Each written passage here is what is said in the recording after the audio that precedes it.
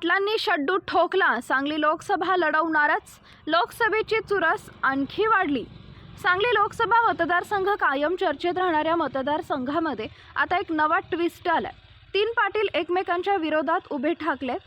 काहीही झालं तर मीच खासदार असं वेळोवेळी सांगणारे पाटील सांगली लोकसभेची चुरस आणखीच वाढवत आहेत।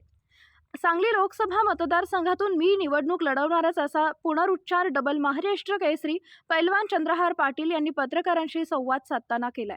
मी कोणत्या पक्षातर्फे निवडणूक लढवणार हे योग्य वेळी समजेलच, पण निवडणूक लढण्याचा माझा निर्णय अंतिम आहे असं सांगत पक्षाचं नाव गुलदस्त्यात ठेवून चंद्रहार दादा पाटील यांनी विशाल दादा पाटील आणि संजय काका पाटील यांचं टेन्शन वाढवलंय। मी संपूर्ण जिल्ह्याचा दौरा केलाय, सर्व तालुक्यातील लोकांशी मी बोललो, लोकांना बदल हवाय असे लोक बोलून दाखवत आहेत। केवळ घोषणाबाजी लोकांना आवडत नाही, लोकांना काम दिसावं लागतं, त्यासाठी घोषणाबाजीची अंमलबजावणी करावी लागते।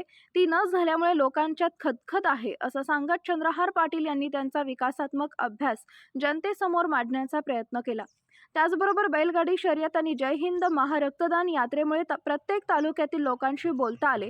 प्रत्येक तालुक्यातील तरुणांचा कार्यकर्त्यांचा सक्रिय गट माझ्या पाठीशी आहे। मी लोकसभेची निवडणूक लढवावीच असा त्यांचा आग्रह आहे।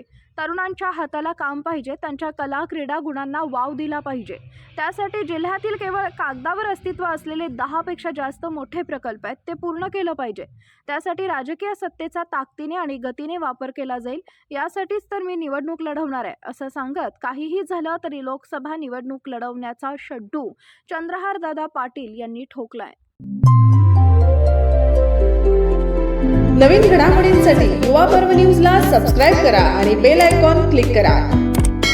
संपादक हसन तांबोळी 84 59 60 50 47। उपसंपादक प्रतिभा रणजित नलवडे। कार्यकारी संपादक त्रिवेणी माने।